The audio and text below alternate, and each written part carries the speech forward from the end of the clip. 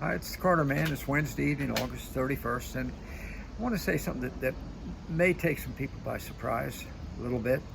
Matter of fact, maybe some people that don't even like it, but got to say it because I feel it. I think a lot of those of you out there who are my fellow conservatives feel the same way.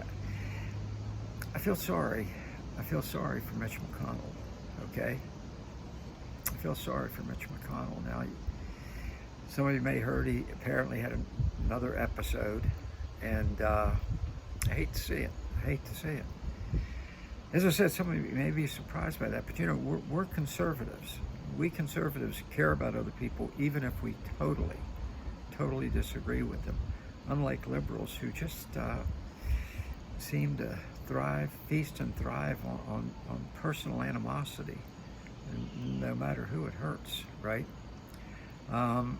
Look what they're doing to Donald Trump. Look what they did, frankly, to George Bush way back then, to Ronald Reagan, the personal attacks on him.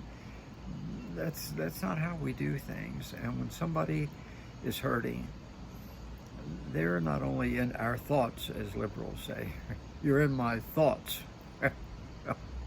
No, they're in our prayers, okay? And we need to pray for Mitch. We need to pray for Mitch.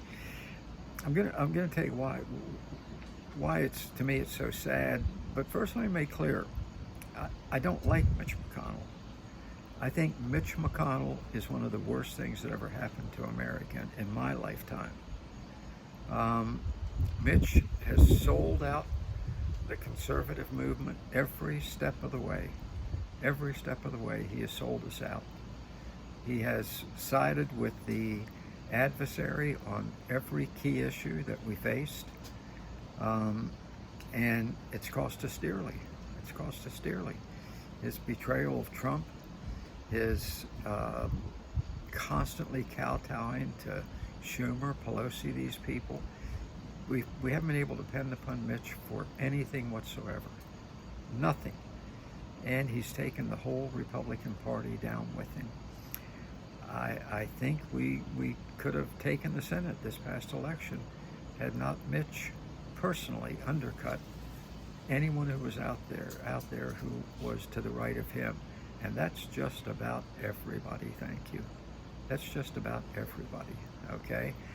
I was in a meeting with a major Washington leader not too long ago, and he said, don't quote me on this, but had it not been for Mitch and frankly McCarthy as well, we could have taken the Senate and probably picked up about 40 seats in the House. But when you have weak leadership, nobody follows. You remember what the Bible says about, if you're lukewarm, I'll spit thee from my mouth. And that's what we've had from Mitch McConnell now for year after year after year. I've told this story before about a good friend of mine who was in a meeting with Mitch and some other Washington conservative leaders after the 2014 election. And when the Republicans took a majority, I think it was 2014. And Mitch told the gathering, and a lot of the U.S. senators were there, Republicans, we have to be careful now because the American people are going to be trying to tell us what to do. And my friend, kudos to him, rose his hand and said, Mitch, I thought that's the way it's supposed to work. Needless to say, it wasn't too popular with Mitch, but that's the kind of person he is. Remember, he stabbed the Tea Party movement in the back. I mean, that's what we've had with Mitch from day one with the guy. Total sellout, and it's cost us dearly on every issue. But nonetheless, we need to keep him in our prayers, because here's Mitch's problem, to be honest with you. Mitch is old, and Mitch is afraid. Mitch, I don't believe, is holding on to the power so much now because he craves power as it is because he's afraid if he steps away that he'll have nothing left to live for. He'll be useless, okay? It happens to a lot of old people. You've seen it. You've seen it. I got to be honest with you. My father, great Methodist minister, preached till he was 81 years old. My mother just pressured him, you got to retire.